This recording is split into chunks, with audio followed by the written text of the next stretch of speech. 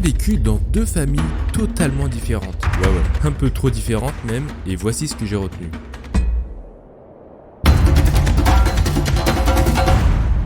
Luxioka, je t'ai déjà dit de ramasser ce papier qui traîne par terre. Faut te le répéter en combien de langues pour que tu le fasses? Vous êtes juste à côté, vous pouvez pas le ramasser vous-même? Ça, c'est moi, Luxioka, ancien étudiant de psychologie, passionné par ce domaine bien sûr. C'est vraiment un domaine très intéressant, qui demande beaucoup de concessions et d'approfondissement. Surtout de l'approfondissement.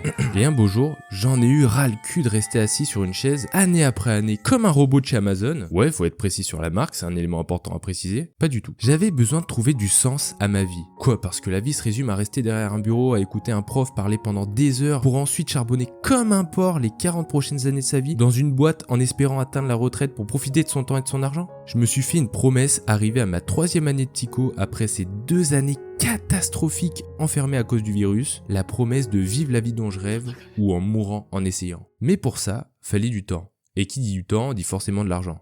Bah ouais, vivre c'est payant. J'en ai fait des petits boulots. Mais avant tout ça, faut savoir que j'ai eu une éducation un peu particulière, c'est le cas de le dire, en grandissant dans deux familles totalement différentes, vivant vraiment dans deux mondes parallèles, et voici ce que j'ai retenu. Donc pour t'expliquer, faut revenir là où tout a commencé. Après avoir poussé de toutes ses forces, ma daronne pondit 3 œufs. Moi, Luxioka, l'aîné et surtout le plus BG, c'est faux. Et mes deux petites sœurs, Bob la plus petite et l'éponge la plus grande, je t'assure c'est leur vrai prénom, c'est faux. On vivait tous les trois tranquilles pépères avec mon daron Moza et ma daronne. Et là, bon ok j'arrête avec ces jeux de mots, tu vas me dire, mais Luxioka, comment tu peux nous dire que t'as vécu une partie de ta vie dans une famille arc-en-ciel alors que tes parents sont hétéros? Tu nous prendrais pas un peu pour des chèvres au miel par hasard? Si tu me connais bien maintenant, tu dois te douter que rien ne se passe comme prévu dans ma vie et qu'il m'arrive toujours des dingueries. Un conseil, ne prends jamais le même avion que moi, à tout moment tu vois l'aileron de l'avion se détacher en plein vol. Donc il y a un événement qui va venir chambouler le cours de ma vie à jamais. C'est très grave ce qui s'est passé. Mes parents décident soudainement de divorcer. Quoi? Tu te foutrais pas un peu de notre gueule? C'est juste un divorce, il t'en faut vraiment peu pour chambouler ta vie comme tu dis. Bon, faut savoir qu'avant 2010, donc il y a maintenant 14 ans de ça fait bizarre de se dire que les 2006 ont aujourd'hui 18 ans. Ouais, faut savoir qu'en 2010, le divorce est à l'époque de plus en plus normalisé et accepté en France, mais encore beaucoup de familles ne l'acceptent pas totalement. Alors qu'aujourd'hui, des parents divorcés, c'est aussi banal que de montrer son fiac sur les réseaux sociaux. C'en est presque devenu une mode maintenant. Tu demandes à un petit si ses parents sont encore ensemble, il te dira très souvent, ça existe des parents pas divorcés en 2024? Et ça ne le perturbera pas plus que ça de le dire, parce qu'aujourd'hui, ça choque personne. Bon, en même temps, qu'est-ce qui choque les gens en 2024? C'est ça la vraie question. L'autre jour, il y a quand même des gamins sous mes vidéos qui m'ont dit que les vidéos n'allaient pas assez vite.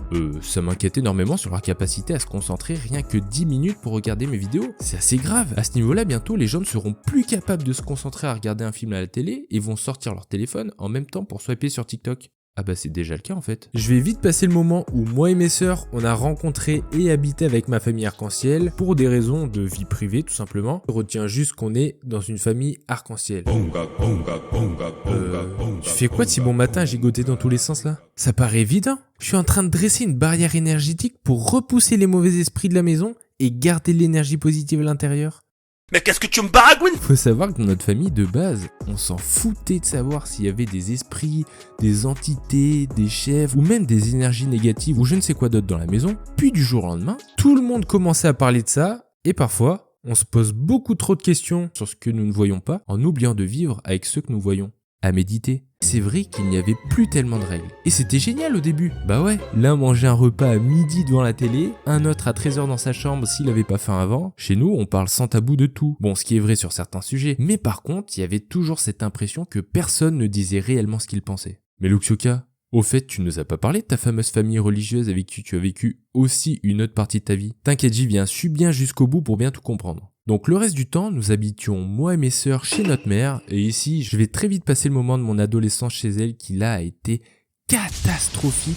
Pour dire, entre manger du caca ou rester chez ma daronne toute ma vie, le choix est vite fait. Quoi? Faut que je fasse carrément une autre vidéo tellement il y a de choses à dire sur l'enfer que j'ai passé là-bas. Et je pèse mes mots. Bah moi, la plupart de mes problèmes dans la vie ont été à cause de mes propres membres de ma famille, vraiment. Il y a eu des problèmes avec tout le monde. Et là, arrivé à la fac, je rencontre une personne qui va changer ma vie.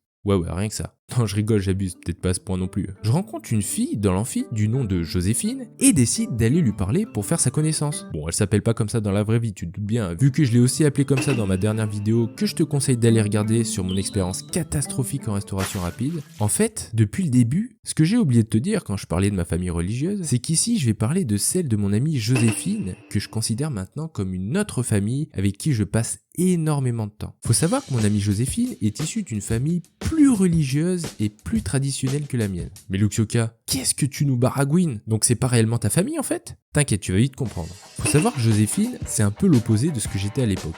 Elle était très douée à l'école, c'était une grosse faillotte, tous les profs l'adoraient. Elle a su assez rapidement ce qu'elle voulait faire de sa vie plus tard. Elle avait pas mal de petits copains, contrairement à moi qui me faisais recal à chaque fois parce qu'elles étaient sûrement intimidées par mon charme naturel. C'est faux. Et surtout, ce qui nous intéresse dans cette vidéo, elle a des parents. Bah ouais, le but de cette vidéo, c'est avant tout de comparer l'éducation que j'ai eue à la fois avec ma famille arc-en-ciel, mais aussi les différents principes et valeurs que m'ont inculqué ma famille religieuse côté Joséphine. Tu vois ce pot de super glue de qualité supérieure? Ça colle, on est d'accord. Bah c'est absolument rien comparé aux parents de Joséphine, de vrais pots de colle. Ses parents étaient certes très stricts, à la fois très impliqués aussi bien dans le parcours scolaire de leur fille, tout comme ses fréquentations en dehors de la maison. Pour dire, même un sniper n'était pas aussi précis que ses parents.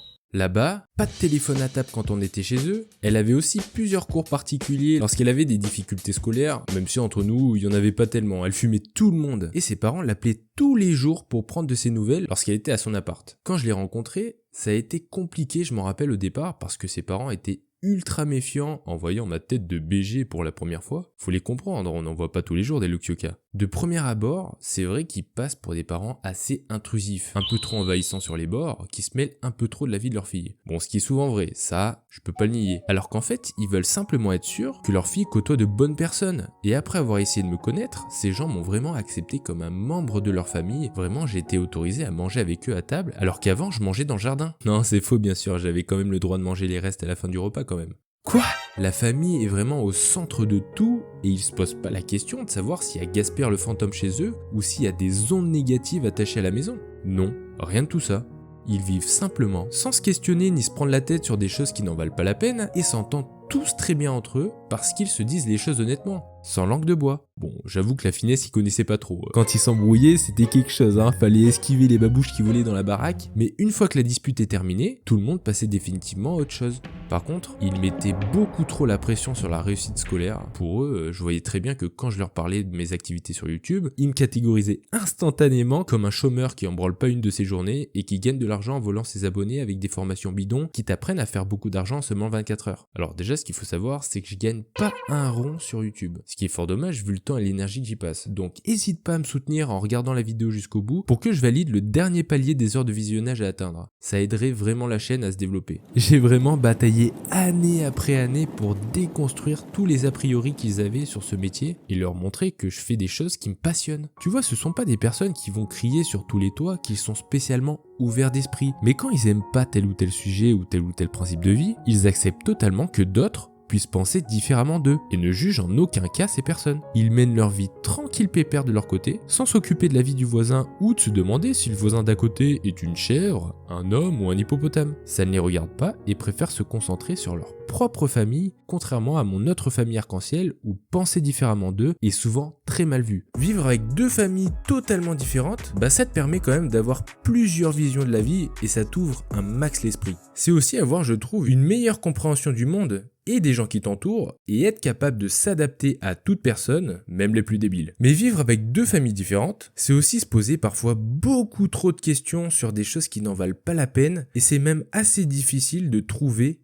qui l'on est réellement. Que tu sois une chef des Bermudes, que tu te sentes ascendant chèvre au miel, concombre de mer ou tricératops, que tu aimes les hommes, les femmes, les papillons ou les chauves-souris, peu importe, l'essentiel dans tout ça selon moi, c'est d'éduquer ses enfants correctement en leur inculquant les valeurs du savoir-vivre et surtout avant toute chose qu'ils se sentent aimés, peu importe tes croyances ou tes opinions. Putain, mais c'est beau ce que je viens de dire. L'essentiel, c'est que l'enfant se sente bien dans l'environnement dans lequel il est et qu'il se sente par-dessus tout aimé et soutenu par sa famille. En fait, l'enfant, c'est un peu comme un M. À la fin, il sait pas à quelle sauce il va être mangé. Attends, je suis vraiment en train de comparer un enfant avec un M là? Je m'explique. On dit souvent que les parents ont la chance d'avoir des enfants et non l'inverse. Dans le sens où l'enfant, lui, il a rien demandé dans l'histoire et il va grandir quoi qu'il arrive dans ce nouveau monde. Mais la question, c'est plutôt de se demander dans quel type d'environnement évoluera-t-il?